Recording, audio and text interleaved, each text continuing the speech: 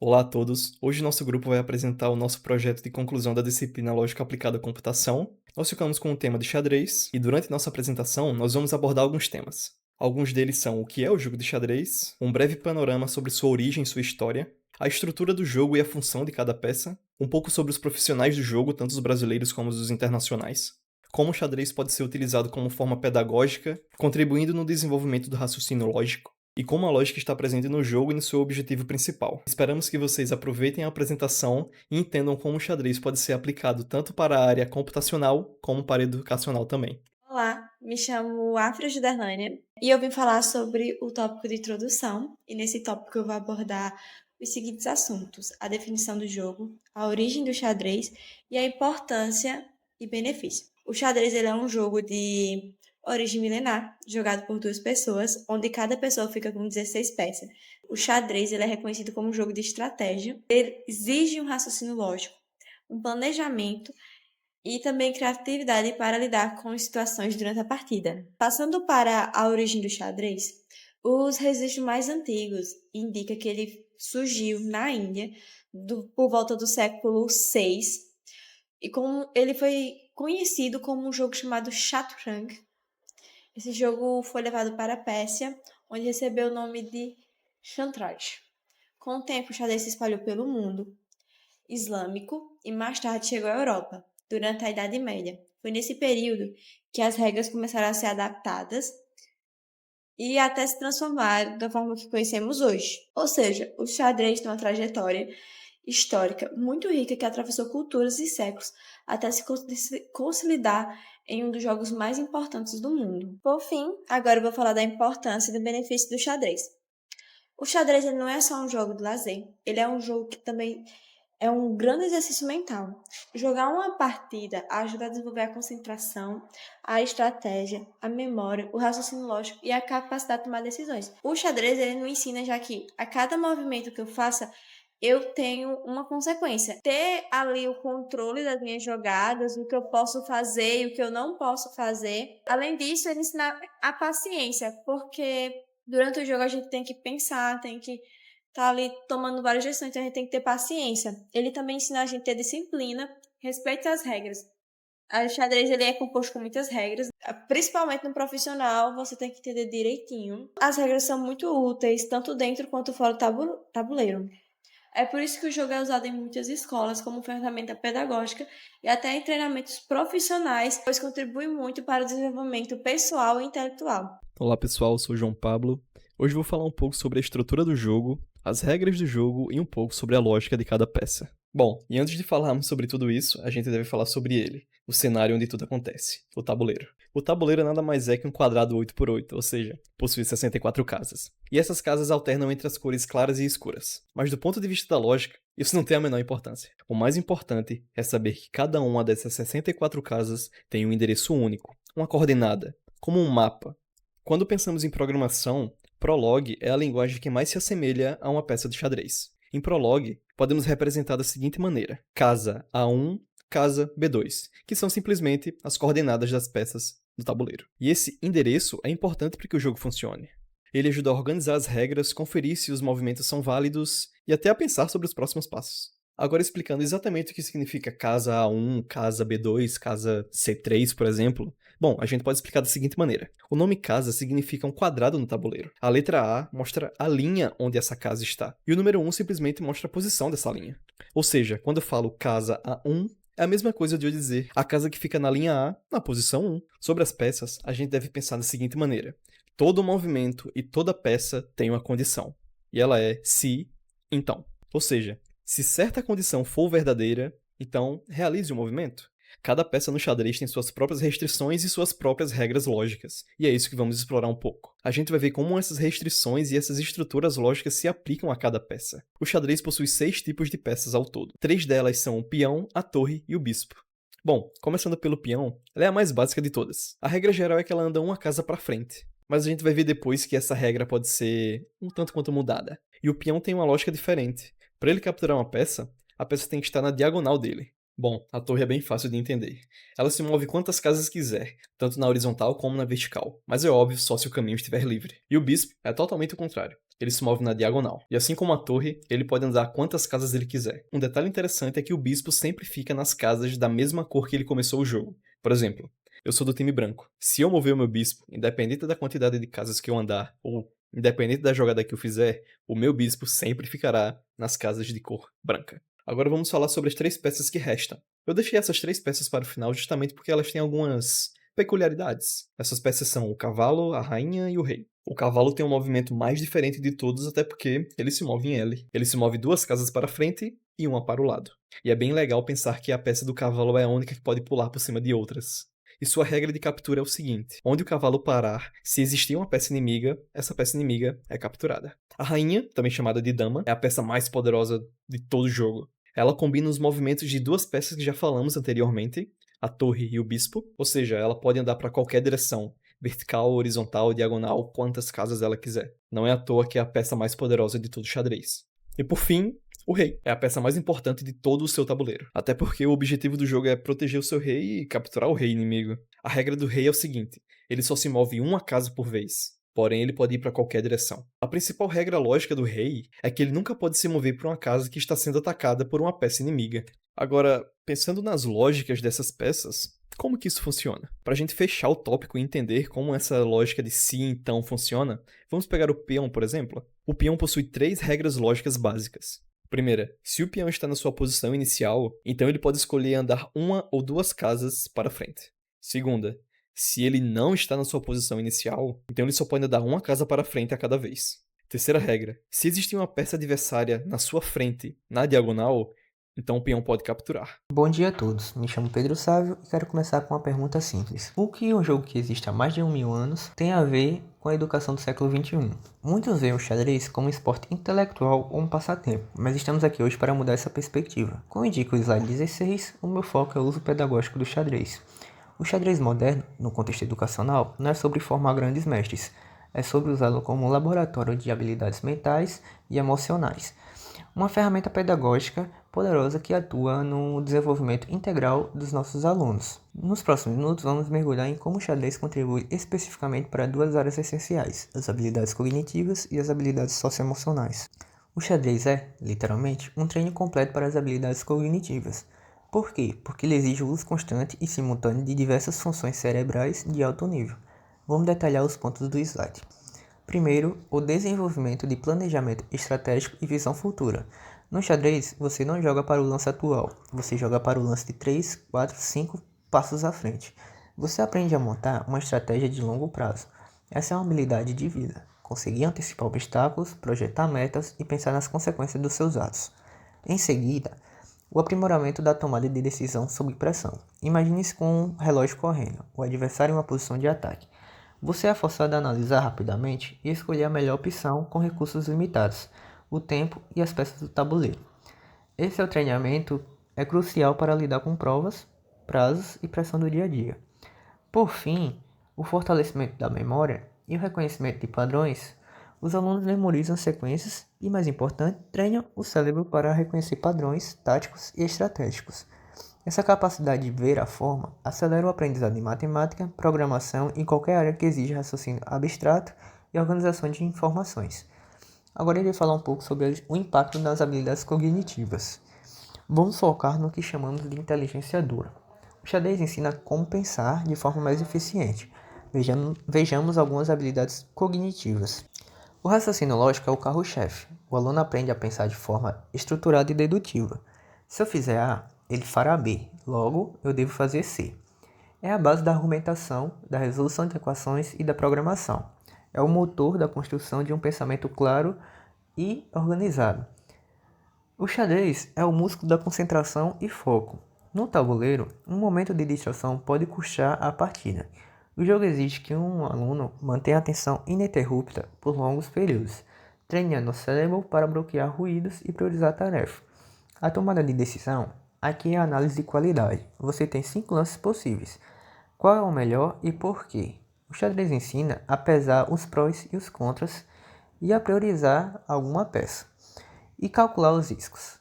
É o oposto da decisão impossível. e a resolução de problemas. Cada nova posição no tabuleiro é um problema não resolvido. O xadrez incute uma mentalidade de que o desafio não é um obstáculo, mas algo a ser encarado e superado. Isso promove a proatividade e a busca por soluções criativas em qualquer contexto da escola ou da vida.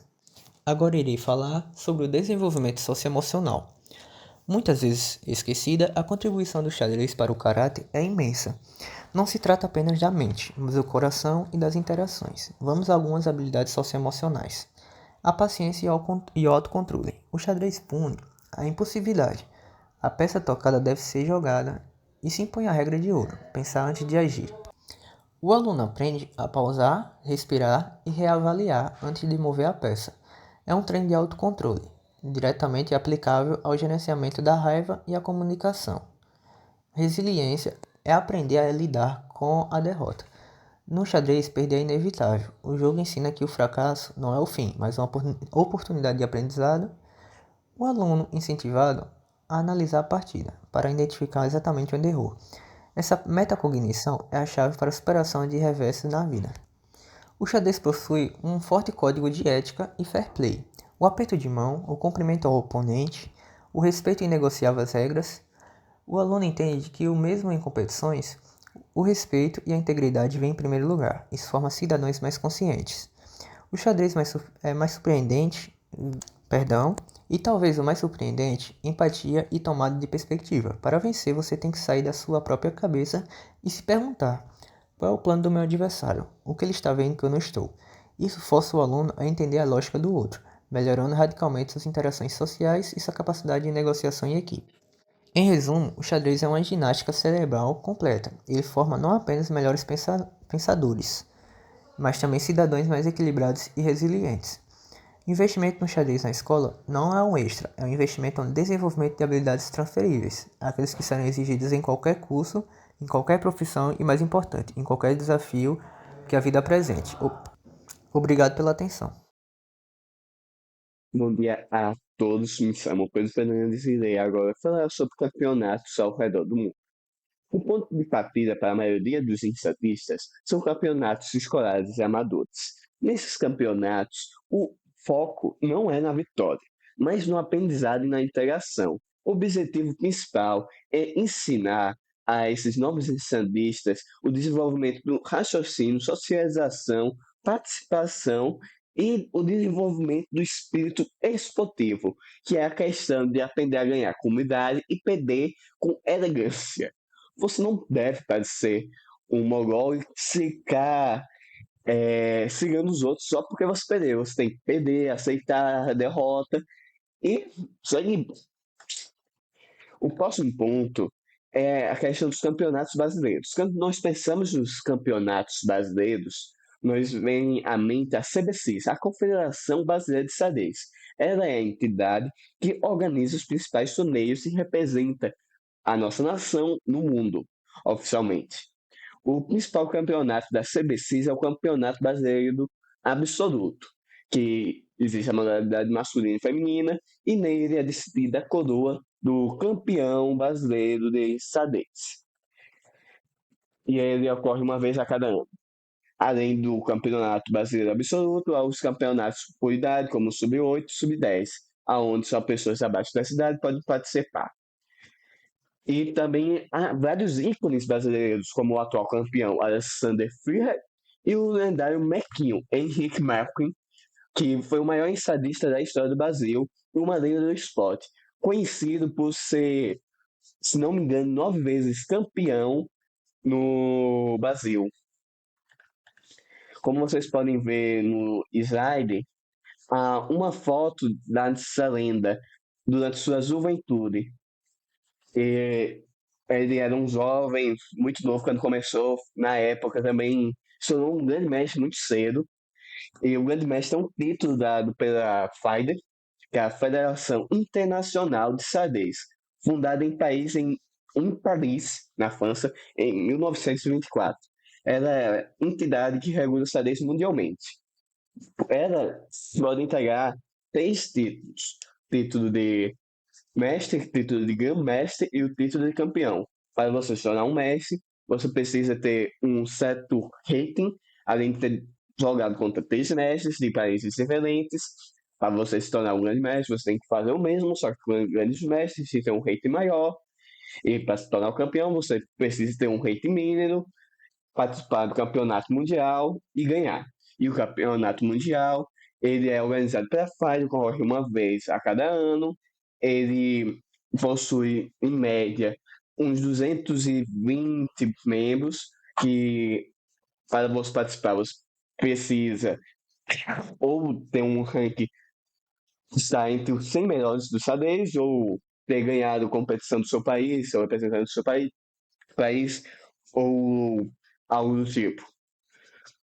Além disso, as 3 maiores lendas de todos os tempos da história na questão de ensadistas, temos Bobby Fischer, que foi o campeão mundial em 72, e ele foi o responsável por quebrar a hegemonia soviética, que até então Rússia, a União das Repúblicas Socialistas Soviéticas, era quem possuía todos os títulos há décadas, mas com personagens diferentes, com campeões diferentes.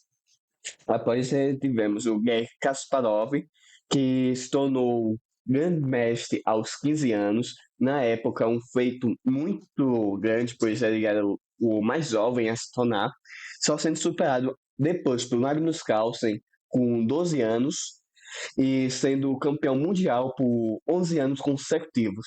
Sendo também um dos maiores nomes hoje quando nós falamos de xadrez, porque além de ser um ex-campeão mundial, ele é dono da Carlsen Corporation, que é uma organização que ele fundou, que é responsável por criar novos torneios pelo mundo, ajudar a FIDE e outras coisas. Então, ele não só é o melhor, ele também ajuda os outros a entrarem nesse mundo do esporte.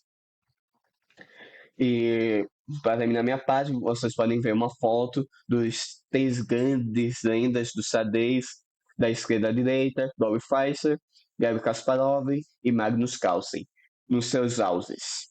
Bom dia, boa tarde, boa noite a todos. O tema que eu queria abordar hoje é o xadrez como uma ferramenta de estudo para a lógica aplicada à computação, onde eu irei focar mais nas suas regras e nos seus objetivos e como eles podem ser traduzidos para código. O ponto-chave do xadrez é que ele é um jogo de estratégia pura, sem nenhuma sorte envolvida, o que o torna um universo mais que perfeito para um sistema fechado para a lógica e a programação. Para falarmos sobre a relação do xadrez e a computação, primeiro a gente tem que entender que o xadrez é um sistema fechado, como eu já havia mencionado antes. E como ele é um sistema fechado, ele tem apenas regras lógicas. E essas regras lógicas, apesar de ser bem claras, elas também são bem complexas, fazendo com que, assim, crie o famoso número de Shannon, que é o número de possibilidades de jogadas que você pode fazer enquanto você estiver jogando. É exatamente essa combinação de regras fixas e complexidade que faz o xadrez um campo muito importante pela busca pela estratégia e o desenvolvimento da inteligência artificial. Sobre a representação em código para um computador, o estado de um jogo de xadrez é como um banco de dados de fatos. E para exemplificarmos isso, a gente pega o campo de cada peça e transformamos isso em fatos simples. Por exemplo, em Prolog temos que peça, que é o nosso objeto, a gente coloca entre parênteses e coloca os seus parâmetros, que vai ser o tipo dela, que vai ser o tipo da peça, que pode ser um cavalo, um bispo, um rei, uma rainha, e também vai ter outro atributo, que vai ser a cor, variando entre branco e preto, e o outro atributo que é referente à posição onde ela se encontra. E vai ser assim que a gente vai representar uma peça e onde ela se encontra no nosso programa em Prolog. A vantagem que tiramos disso é que o programa é muito intuitivo e legível, fazendo com que o programa consulte com muita facilidade a posição onde cada peça se encontra. A lógica de movimento de cada peça é traduzida em regras, ou predicados lógicos, que definem o que vem a ser uma jogada válida. Com isso, a sua regra é escrita de forma quase idêntica à forma manual, o que simplifica muito o código do jogo. Para falarmos de cheque, o objetivo do jogo é capturar o rei, que seria o checkmate. Mas antes de falarmos do checkmate, temos que falar do cheque, que na lógica de predicados seria escrito de forma assim. O cheque seria uma pergunta lógica, e ele só seria verdadeiro se houvesse uma peça inimiga que pudesse chegar até a casa do rei. Com tudo isso, chegamos na nossa regra final, que seria o checkmate, que é uma conjunção de todas essas regras, que seria a nossa condição de vitória, que poderia ser escrito assim em predicados de lógica, Checkmate só será verdadeiro se, e somente se, o rei estiver em situação de cheque e não houver nenhuma movimentação legal que o faça sair daquele ataque. Ou seja, aí seria o nosso checkmate. Ele não pode sair daquela situação de ataque.